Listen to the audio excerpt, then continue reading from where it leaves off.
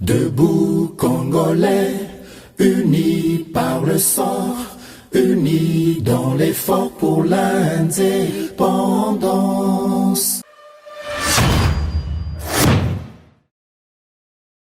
Boza, le bienvenu na GCAM Télévision, fidèles abonnés, chers internautes, na Pesibino Matondo Mingi, pour la confiance renouvelée na chaîne Oyo GCAM Télévision, Bipa Union Sobozwami à travers République démocratique du Congo, Samba Olonga Pesibino Matondo Mingi pour na boponi chaîne Oyo, GCAM Télévision pour na kopé Sabino Basango ya maeleka kana kati ya République démocratique du Congo pe na Nzinga Nzinga. Encore une fois de plus merci na fidélité na émission Oyo Debout Congolais.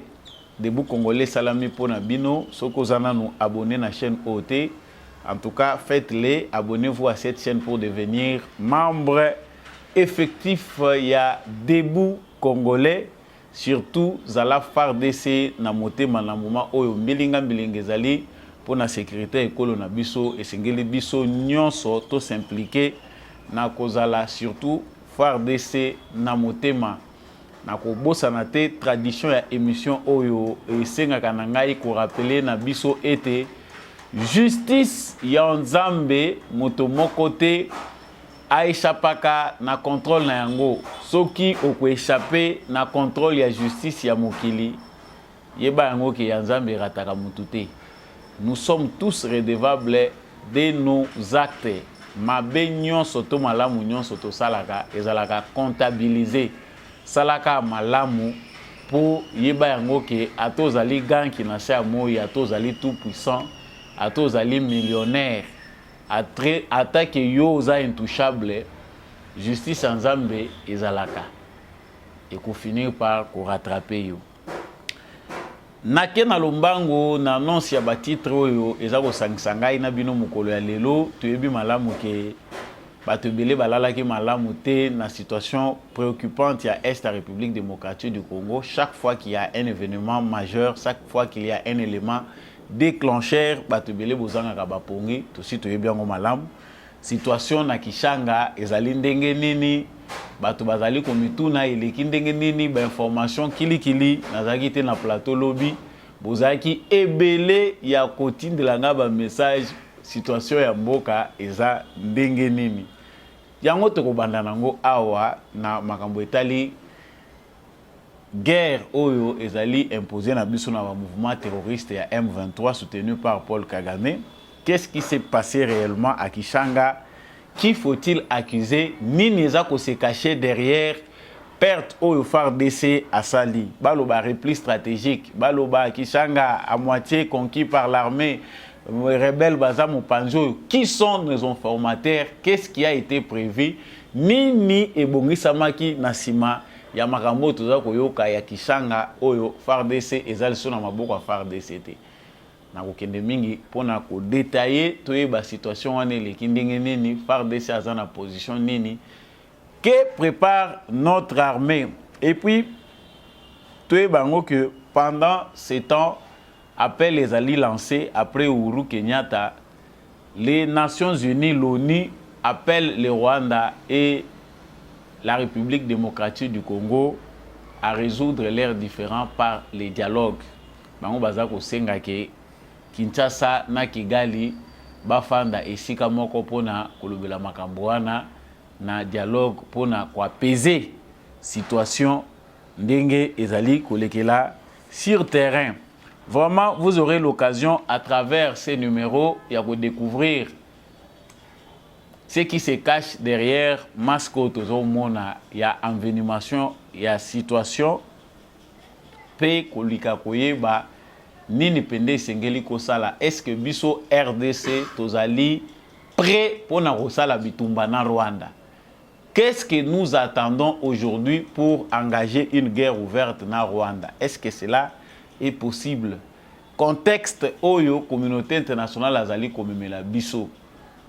Est-il possible aujourd'hui que la RDC fasse la guerre au Rwanda sans qu'il y ait des conséquences sur le plan international? Ezali mituna moko pointu oyo botuna kangai o bisonso peut-être tozali komituna sagesse topé ba information tokozango kaka à travers analyse o toza kosala sikasika wana bino lokola na mo mesano kasi esili wana te actualité bomoni ke eza riche Moïse Katumbi pe asanrolaki kasi bato baza komituna ba congolais de père et de mère baza komituna Moïse Katumbi asanrolaki ayaki pe na mama te ayaki kaka ye moko Moïse Katumbi ba mususu balobi Soriano ba mususu ba kombo eza ebele o biso toyebi mais kombo oyo eza officiel na République démocratique du Congo ezali Moïse Katumbi Chapwe.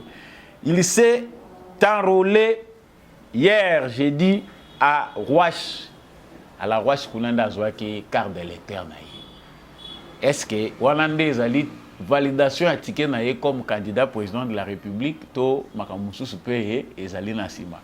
Ba commentaire ezanga te ba congolais baza ko mituna ba congolais de père et de mère o baza ko jurer kaka sur originalité ou bien origine ya candidat oyo akozala na poste ya président de la République ba mituna ebele tokozonga nango awa pona kolobela nakati ya information nabiso encore une fois de plus na pesibino matondo mingi ndenge boponije comme télévision il faut toujours aider chaîne oyo pour évoluer malamu na cadre de professionnalisme o bino boza ko lukaka toujours kocha maboko na GCAM télévision toujours soutenir l'émission de Bou Congolais toujours soutenir Samba Olonga pour que lumière au biso tozo recevoir et éclairer Congo Mobimba na vision toza nango certainement plateau ezaka pona ba éclairer ndenge tolingaka plateau parce que et révoltaka et enseignaka et orientaka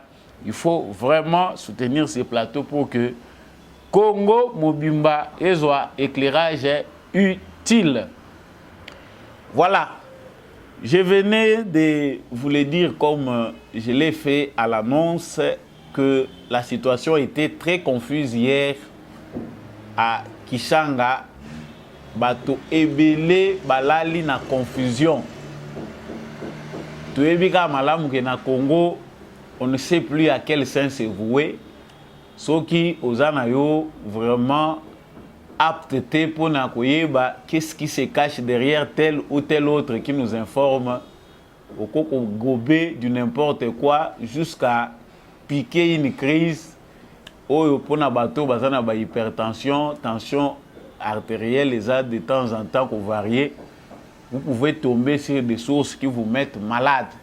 Yango nga na conseil qu'avant na kota na actualité il est toujours important de savoir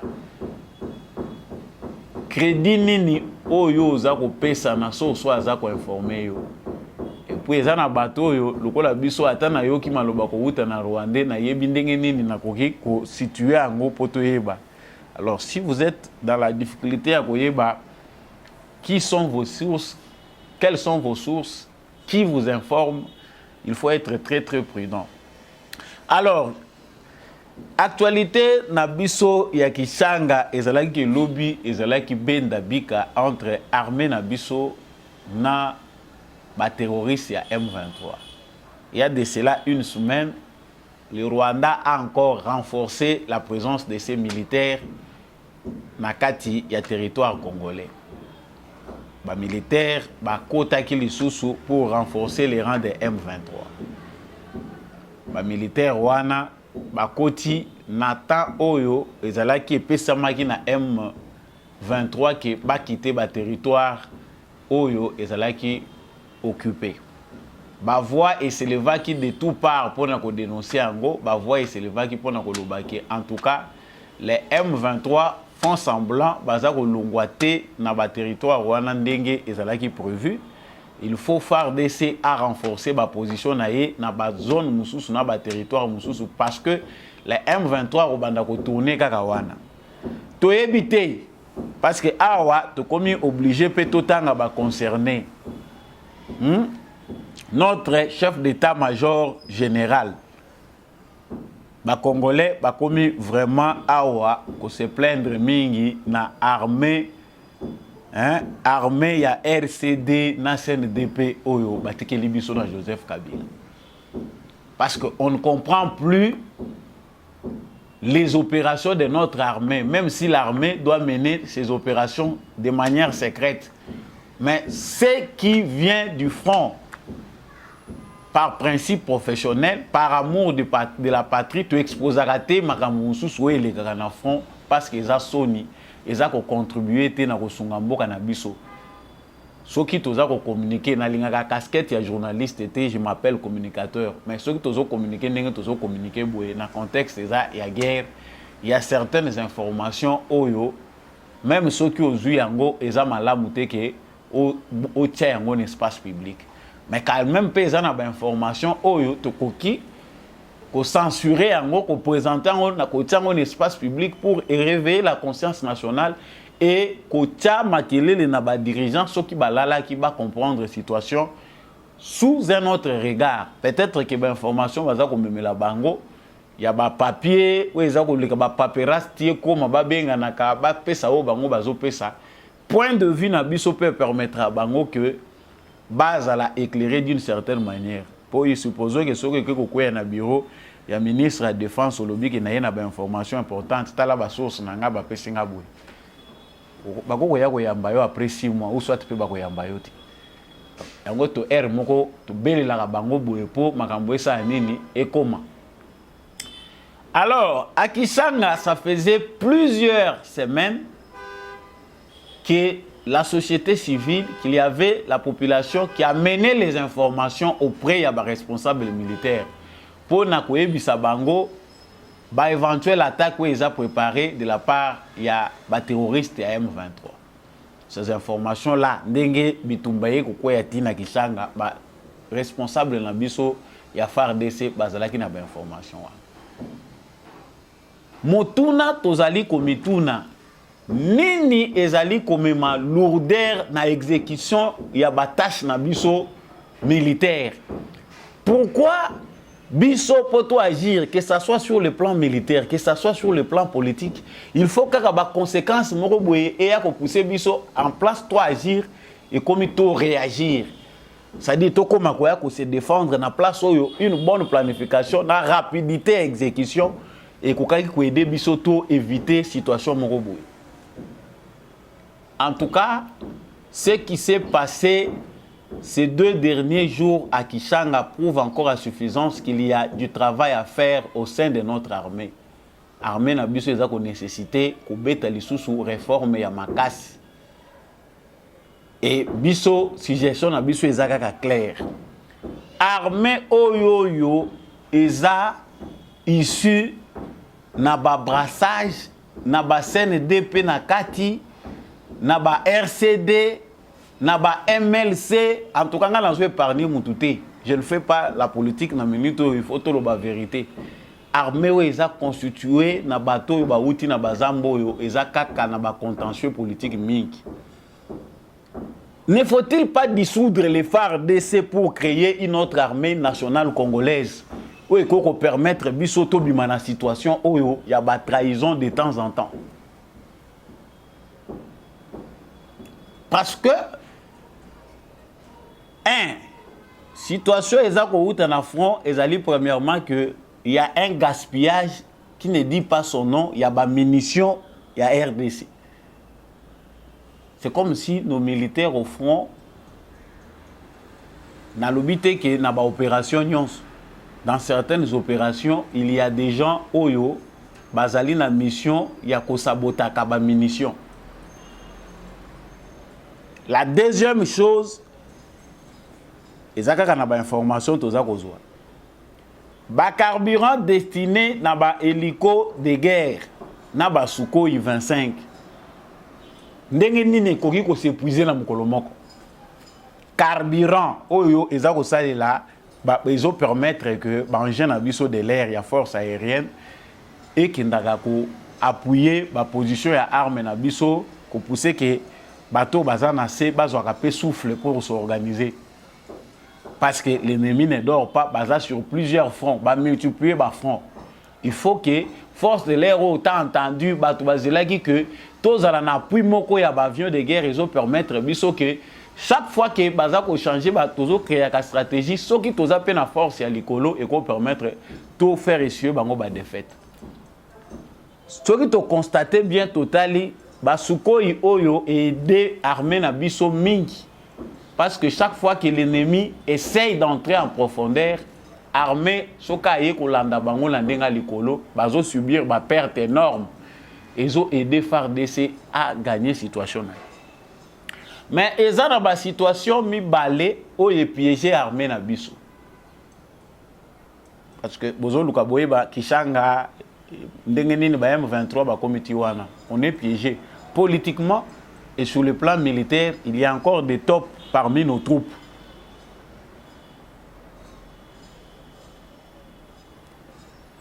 Bossi bobongami, bozo bunda bien.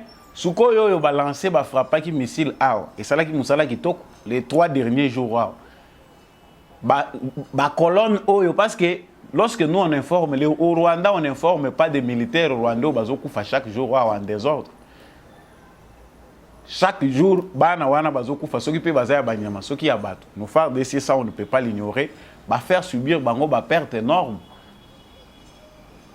en matériel comme en personne. Mais les anabatu oyo, j'arrive maintenant à l'information. Bazaki na mission, il y a kokwe isagoma pour na kozwa matériel nyonso lokola ba comprendre que base ezali na Goma, état-major ezana Goma. Il y a une mission batu oyo bazali chargé ya kozwa ba information na Goma, ezana batu oyo bazali côté ka ba position armée. Objectif na bango eza ke bazwa Goma comme ça butin kozala matériel et belé ya guerre et ko permettre bango bazwa souffle. Les Rwandais ont compris que le Congo prépare la guerre. Na phase toza ko kende na Tshisekedi 1, il est en train de nous asphyxier économiquement. Chaque jour qui passe, la situation se dégrade au Rwanda. 2, il se prépare sur le plan militaire. Déjà, Aza en acquisition en matériel de guerre. Chaque jour, Bibundeleza au Baksama, côté Congo. Qu'est-ce qu'il faut faire? Il faut trouver un mécanisme pour saboter l'armement. Il faut trouver un mécanisme pour permettre biso que degré. Parce que comme il y a une stratégie à Rwanda. Na guerre oyo tozobunda asymétrique oyo bango biso tozobunda M23 terroristes tout ça mais au Rwanda ils savent que bango déjà officiellement bayebi qu'ils sont déjà en guerre. La stratégie ezali que Goma nde bango baza ko viser na carte na bango ils ont tout planifié l'infiltration les M23 bango baza ko utiliser leurs informateurs. Il y a 2 jours passés, bakangaki moko ya informateur, il y a M23, bazoya na ba cité oignon seza conquis, ba informateur wana musala na bango yangwana.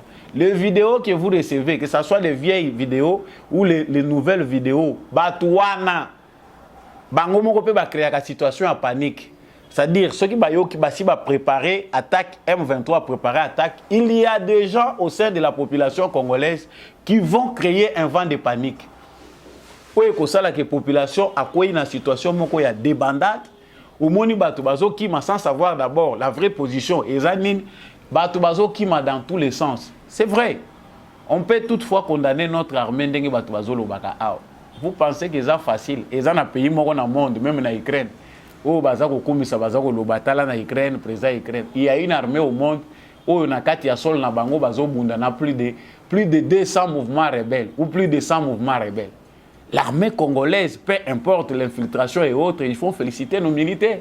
Armée nini na monde et ça la face na armée congolaise ozo ko sala. Avant même ba ko longola embargo ba militaire na biso ba banda ko bunda na bibundeleni. Si bazo faire face à toutes ces rébellions et dans plusieurs fronts, koto yo obundana ba rébellion ya mike na ya ba congolais, na ya ba tuanero ya ba Nyarugabo na Rubero, usangisi ba ADF, otie ba M23. Mais certainement chers frères congolais, même si on est dans les émotions, ba émotions eza normales, eza naturelles mais cela ne peut pas quand même réduire notre intelligence pour ne pas réfléchir. La situation est complexe telle qu'elle est vue parce qu'on est piégé de partout. L'autre fait qui fait que Makambo est au Salima, parce que nous allons continuer, Makambo m'appelle, Mel, vous allez me supporter comme ça. Et ça que. Et ont déjà planifié avec leurs alliés politiques, au la politique dans le Congo, que diplomatiquement, Tshisekedi est en train d'asphyxier Kagame. La venue du pape, parce que Maramba Pape, on a le bagage dans le Bélango, sur quoi il était aux Obongisato, le Maramba Pape avec bien des détails. Mais tout, moi, élément, et à parenthèse, le pape est un chef d'État. Azali, président, Yaïta Moro Mounene Azoya. Kouya Naye, sur le plan diplomatique, c'est quand même quelque chose d'important pour Félix Tshisekedi. Il marque aussi de ses empreintes la diplomatie. Allo banafor moya kolobela wana ezope sa importance moko boye na pression diplomatique au Félix Tshisekedi azosala. Les déplacés en tant que personnalité politique au azali na voix moko ezo compter na monde aya na Congo, ça compte. Yango bato wana pe ba calculer basi basali pe calcul na bango ba raisonner balobi a kaka na veille wana ya tango koya il faut ko bete loko ya makasi bango ba visa ka kitanga te, ils ont visé plusieurs fronts à l'ouest de Goma pour ba atteindre Mbalamoko Goma. Et situation de bandade wana ko la créer, le gouvernement congolais sera tellement paniqué que ba ko la obligé ba se focaliser na makambo eza ko leka na Goma. Et là le pape annule son voyage. Ce qui est difficile pour les Congolais, c'est certainement que parmi nous, les sorciers qui sont parmi nous, des moutous, bah vrais ennemis, Congolais, allez dans les réseaux sociaux vous-même, regardez ce qui se passe là-bas, comment les Congolais se comportent. Goma, Goma, Goma, Goma. Suivez Madame Nazolo Banabino bien. Voyez, regardez bien. Bah profil ya bateau, Goma, Goma. Nan le komi Goma te.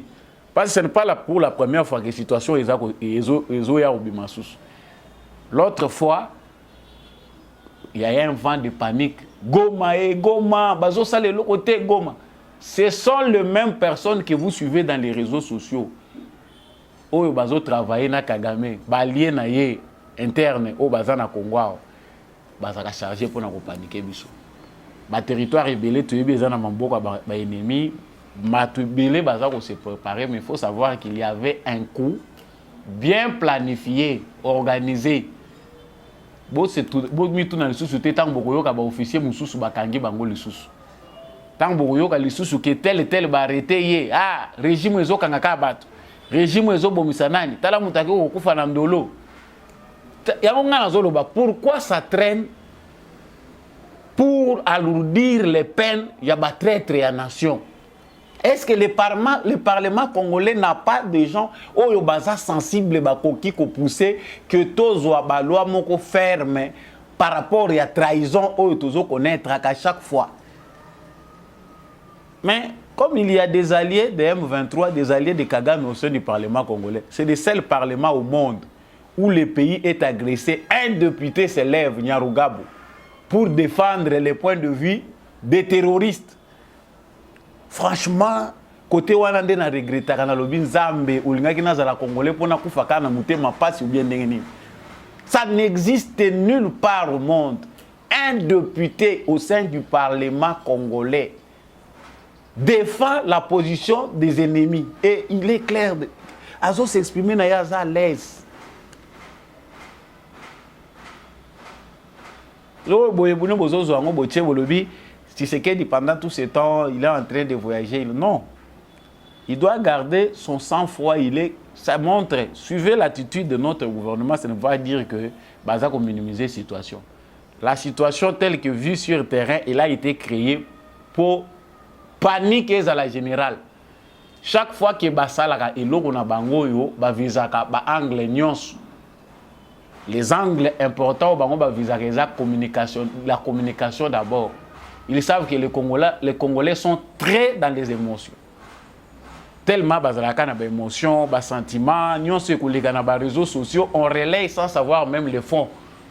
avant même yo moko sala nanu analyse moko propre ya yo au relété babwa kaka donc moni Kagame a comprendre comme tous les autres puissances que les Congolais sont faillibles sur le plan de la communication. Allez, on commence d'abord par intoxiquer. Goma, Goma, Goma, Goma, Goma, Goma.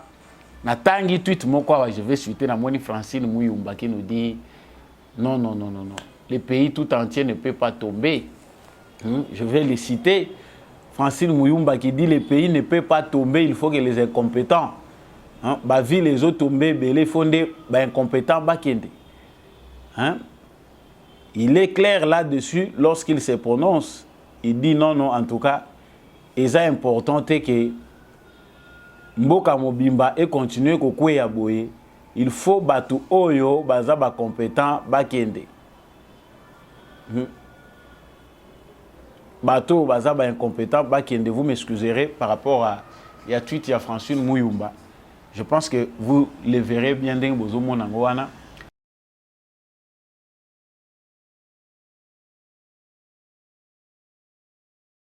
Elle pense que Mboka koko continuer te kokwe ya ndenge zo kweya. Il faut simplement une cohésion nationale. Et cette cohésion nationale, il faut que les compétents, ces gouvernants incompétents là tombent. Tossi toyebi que les kabylistes n'ont pas besoin des élections, ils ont besoin d'un coup d'État. Bazan a besoin de Boma Tshisekedi. Tossi toyebi. Tossi toyebi que c'est dont a besoin les kabylistes, c'est ça. Situation moko ya insécurité généralisée. Soit on va tuer Tshisekedi, soit on va faire un coup d'État. Comme ça, ils vont retourner comme ils sont venus l'autre fois au pouvoir.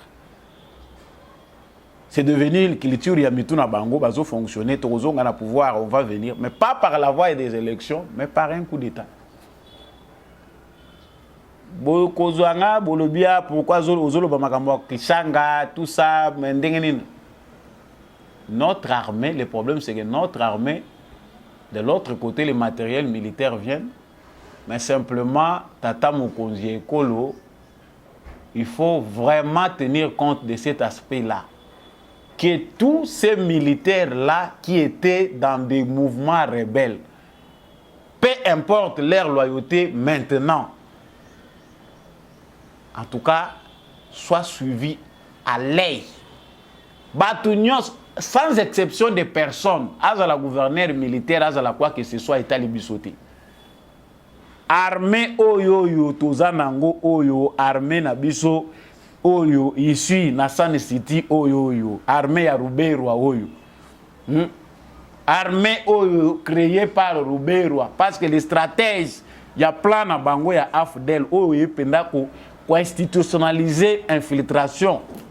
Cette armée de Ruberwa doit être refondée. Na kombo pe il faut tout changer. En tout cas, vous me verrez très prétentieux, vous excusez-moi si ça va trop loin, mais moi, je vois que Yango Wanande Sengeli tout ça. Réforme, refondation, ce sont des mots à prendre comme on veut, mais on commence à comprendre qu'il faut nettoyer à la profonde. Il y a des tireurs de ficelles, Nakati Armé Nabiso, qui sont des politiciens. Politique dans l'utilité de l'armée Nabiso. Il y a encore des militaires qui font la politique au sein de notre armée, qui sont en train d'handicaper la marche. Ce qui s'est passé à Kishanga là, parce que toi tout n'agaga, beti bosali frappe ya makas, et souvent ça arrive comme ça. Lorsque seulement notre armée frappe fort, prend une position, yeba yango qui position wana to ko bomba ngo moité, to ko bomba ngo une semaine. Il faut bon kaka to perdre. C'est qu'au même moment, tant que tu gagnes, tu consolider, au même moment, nos officiers, Oya Biso Bandoki, va travailler pour battre la position, pour perdre. Cela ne doit pas nous décourager, mais cela doit davantage nous motiver pour nous contrôler.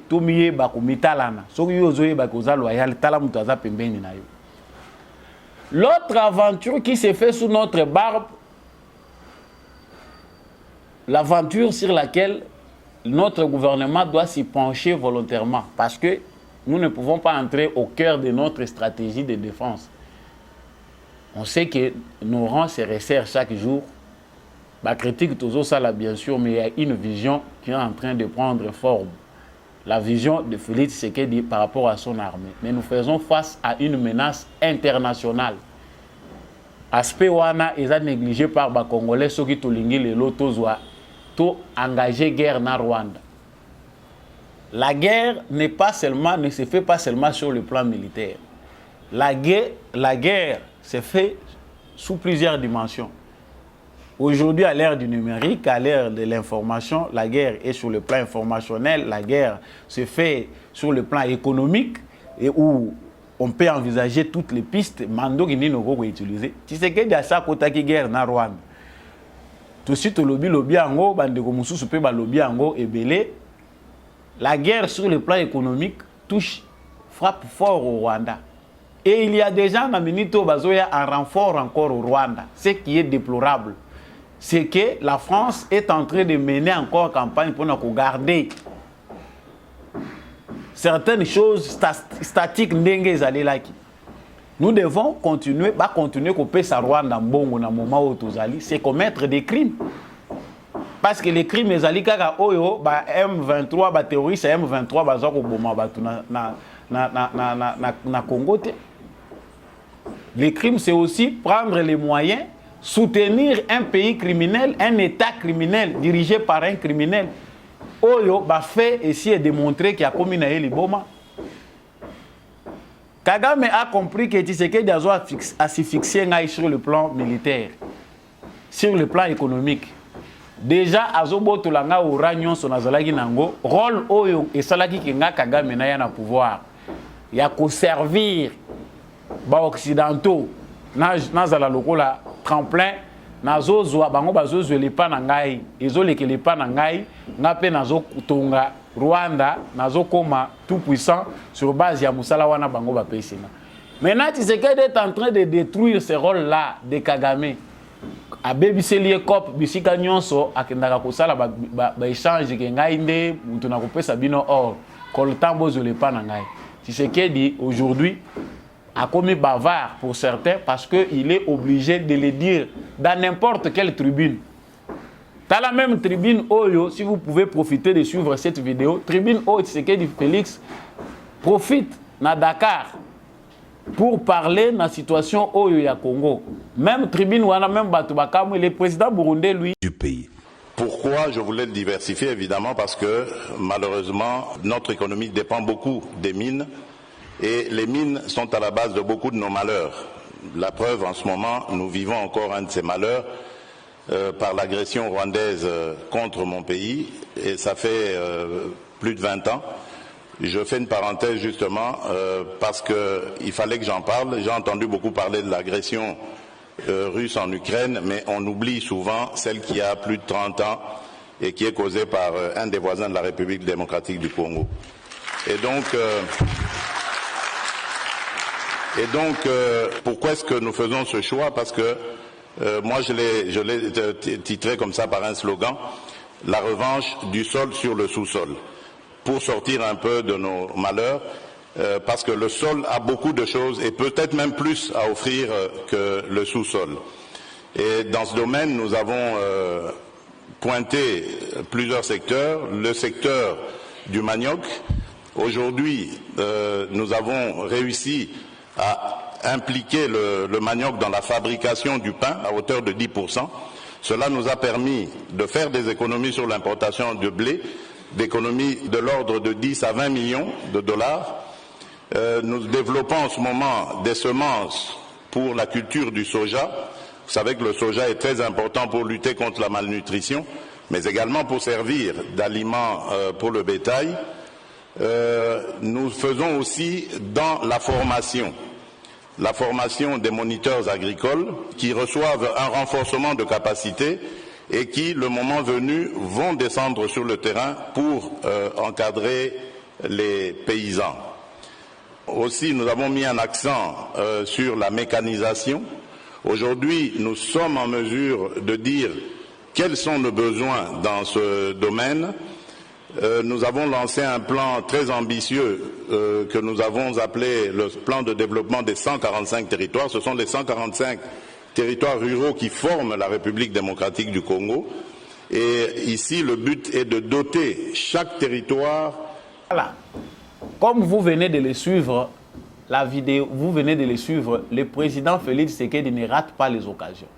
Batubazo Kalisake guerre, Izakaka, ceux qui te chargent Mando qui non, sur tout le plan. C'est normal que Kagame kende na ekuna te po ebaye ke kozalaka bongo. Makambo boye Kagame ko kende na sommet moko na Tshisekedi ndengeni.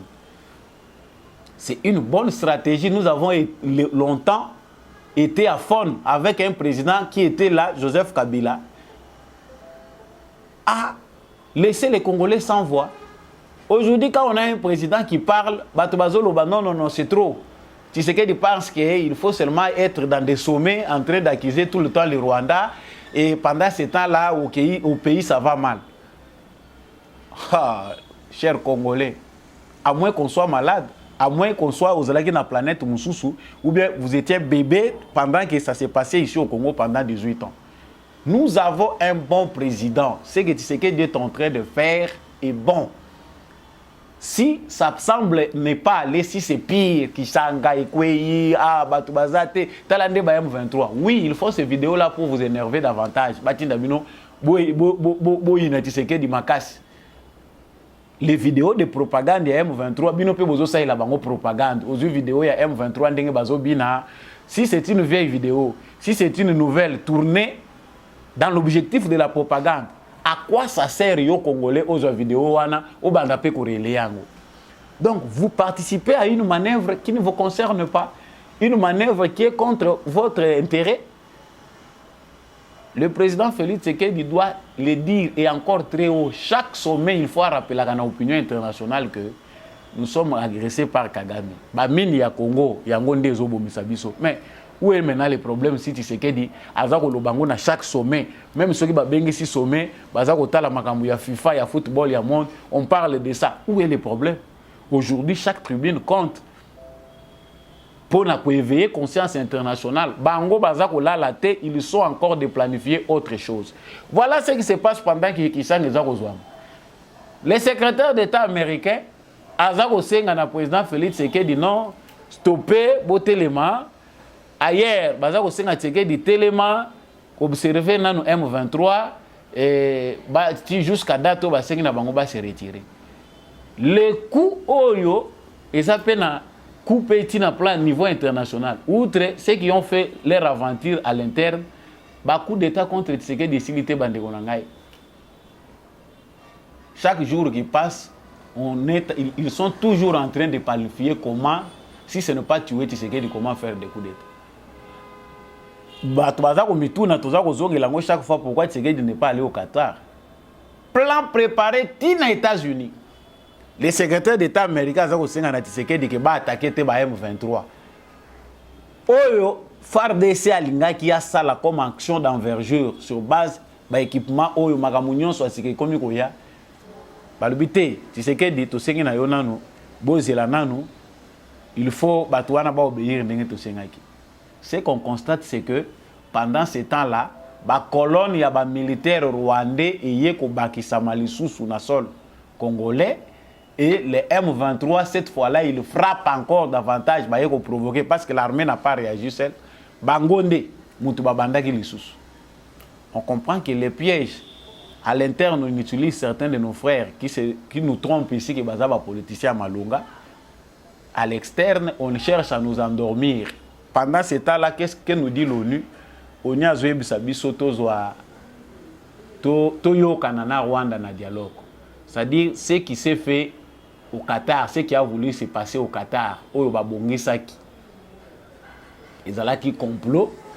Le rôle de Tshisekedi a déjoué en gros, langage en gros, ils ont répété par l'envoyé du secrétaire général des Nations Unies qui dit que il faut que Rwanda, na RDC, Kigali na Kinshasa, va résoudre les différents na dialogue. Et là, on y a sika oyo, et le bama kite oyo bango bazo senga keze la résoudre na dialogue.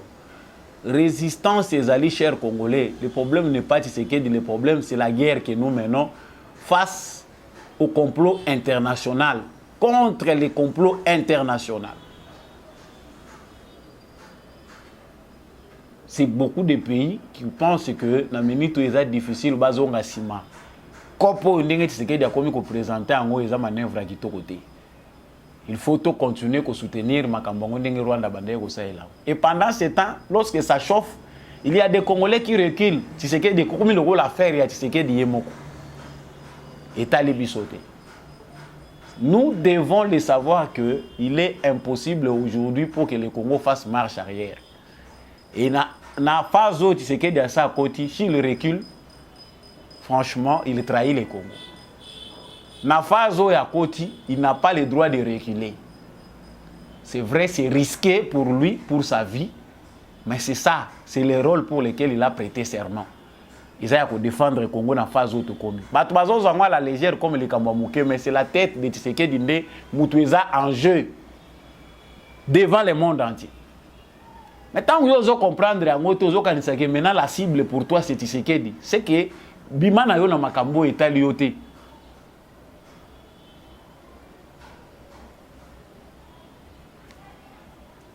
Nous sommes prêts pour la guerre. La question que j'ai posée, oui.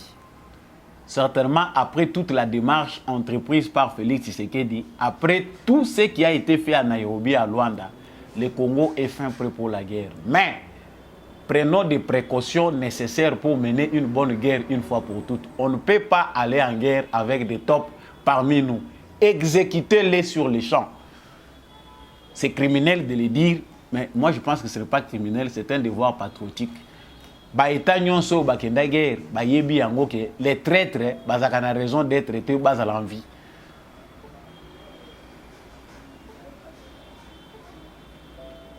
Peut-être c'est aussi ça la faiblesse du président Félix Tshisekedi, de vouloir prêcher par l'amour dans la situation où il est complexe, le rôle où il a gardé Batouana, il y a un complice devant Batoumsous. Parce que si au moins ces gens ici vont comprendre que c'est un Congo, c'est qu'ils ont les sous-soutés. Nous avons dit, nos phares d'essai, le combat se poursuivent. Pour ceux qui veulent savoir, Makamba Kishanga, avant de finir, point Bayango, que les M23 vont occuper Kishanga Nyon sauté. Bitumba et Bundamaki Boutumu Bimbati na Tongwawa, Kishanga ezali partagé entre FARDC na M23. Bazana ba point où bango bazali, FARDC pas dans position na. Nous avons dit. Deuxième point, Tolobaki Tolobela Awa, Ezakota la Makambuya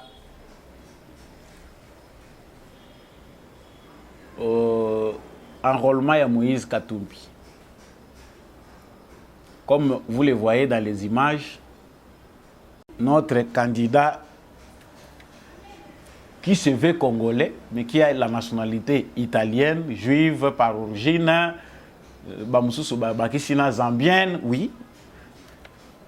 Dans toute cette confusion-là, au moins Moïse Katumbi a pu bien s'enrôler, à jouer carte d'électeur naïe. Il n'était pas accompagné de sa femme. Azaki accompagné na Salomon, babeka Salomon ni. Soki Salomon Skadela. Ah, mais évitez ceux qui ont représenté qui maman, mais au moins tous au monde. Mais ça ne fait pas bonne image. Parce que chaque fois que Moïse Katumbi a zalaga, même la situation est facile à faire. Tout le monde a gaga. Ceux qui sont dans le monde se pencher kunate. Ceux qui sont Olivier Kamita tout est au moins Salomon Azapemben, les sages de Moïse Katumbi. Il est toujours là à côté. Mais le travail, il y a opérateur, il y a Seni. Bah information, il y a Moïse. Il fallait qu'il y ait besoin de pas Salomon. Ou bien Moïse, il y a une information. Fiche ya Moïse Katumbi, il fallait la remplir par Salomon. Ça, c'est là où on n'a pas compris. Bato à bureau, on a expliqué concrètement. Mais là n'est pas notre sujet du jour. Sujet na biso ezali mituna oyo ba des pères et des mères baza ko mituna. Franchement, sur tous les fronts, nous devons combattre. À la guerre comme à la guerre, il faut adopter les bonnes stratégies.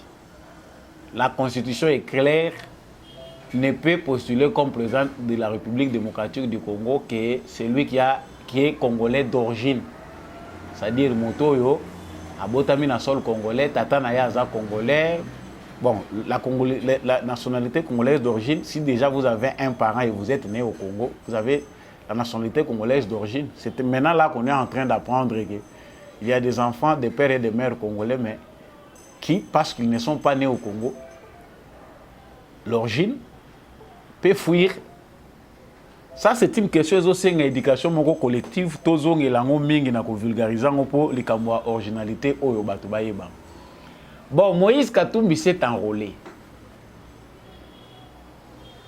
Azui carte d'identité naïe. Sa femme est burundaise, c'est connu. Babokilo, Baza Burundais. Ce qui est l'autre aujourd'hui comme président de la République. Moi, si à Moïse Katumbi, sachons-les que nous aurons des non-originaires, 2 personnes non-originaires, président, la première dame, Oyo, Bazana Bangwa Tana, lien Mokote na Congo. Et logiquement, c'est un danger permanent. Parce que non, ce n'est pas les origines qui déterminent la loyauté par rapport à la nation. Non, c'est faux. Bato bazo prêcher biso biloko na bazo kosa biso. Ezalakate nulle part. Ezalakate. Ça la ba étude approfondie na yo mona yango ke ezalakate. À un certain niveau, on peut vous accorder. Même Joseph, oya kendeko masuka ikaka premier ministre. Farawa lo bakite ke soki na kufi bozwa bochaia comme président. Non, ça n'existe pas.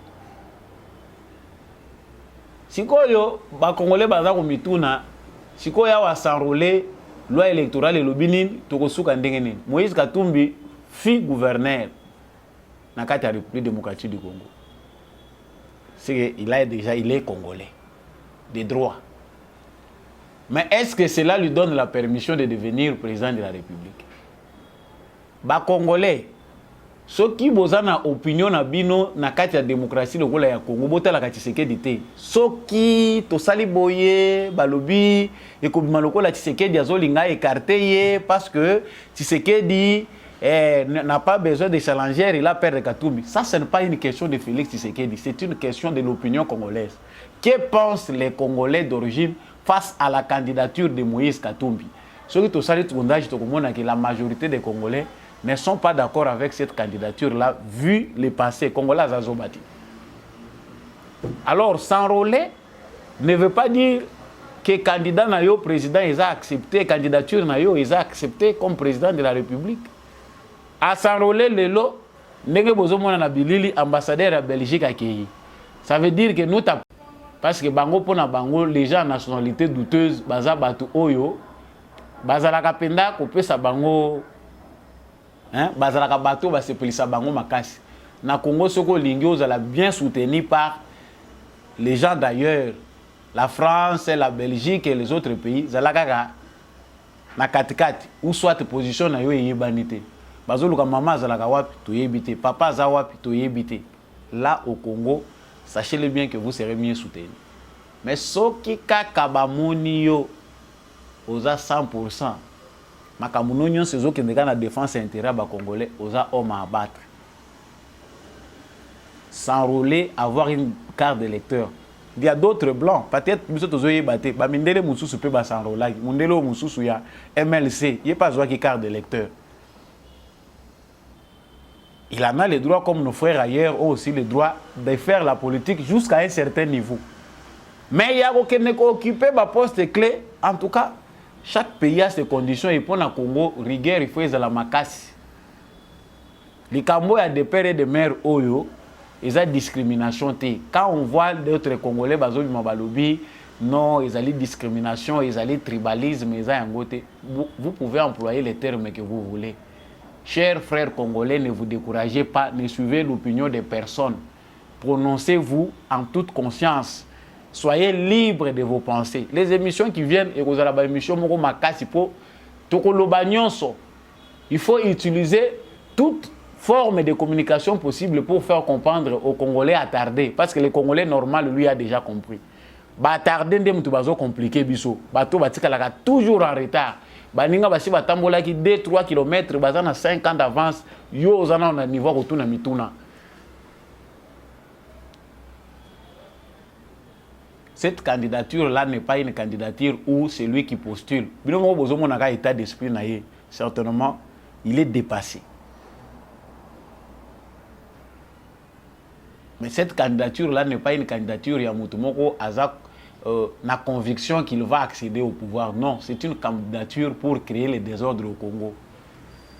Aider les ennemis internationaux du Congo à avoir la mainmise sur le Congo. Ma candidature voilà. Balobi, la langue qui parle beaucoup, c'est celle qui pêche. Tout comme il faut réserver Malobanabiso pour parler, na bateau est destiné. Même si mon kolo oyo akila mokili, aza na catégorie pe ya bateau baza destiné na salut na ye. Pour les autres, on leur parle en parabole. Pour ato lobi na yo pe clair, ba ko comprendre na bango te parce que baza destiné na yangoti. Gana lobi, c'est mon analyse. Merci d'apprécier si vous avez aimé. Si vous n'avez pas aussi aimé, on reste congolais, mais dans l'objectif et dans une pensée républicaine. Napesi matondo mingi na ndekombi à chaque fois azaki na sima caméra oyo po émission oyo ekomela bino. Napesi bino pe matondo mingi famille munene ya Debout Congolais oyo bo apuyaka émission ya Samba Olonga po ete bendele ekoba toujours kopepa likolo. Continuez à nous aider, encourager cette émission à devenir très très professionnelle ndenge bozolingango. Boyebi malamoko ke makambo ezebele oyo biso esengeli kosala numéro eza na se etando na yo benga yango soko lingi ko soutenir GCAM télévision ou émission au Debout Congolais, faites-les pour que émission na bino ekoba ko servir bino na lolenge elongo bani matondo mingi na apôtre Gérard Kabeya pour l'opportunité de faire biso na GCAM télévision. Je remercie beaucoup Papa Jean-Louis Timbalanga, l'homme de la vérité des urnes. Nous attendons le deuxième volume de cet ouvrage-là. Merci beaucoup à Maman Lisette Mungendou. Merci mingi na Maman Bilonda. Merci mingi na Monsieur le maire adjoint Boniface Mpunga. Merci mingi na Papa Kennedy Mukendi. Merci à tout le monde qui nous suit de près. Boza ébélé à travers le monde. Bozolanda Samba Olonga na sali tour du monde pour na kolobake restons FARDC na motema na bolingo na boyokani na bomoko nde Congo na biso ekoyeba kokende liboso ngai na bino tokutani na prochaine émission.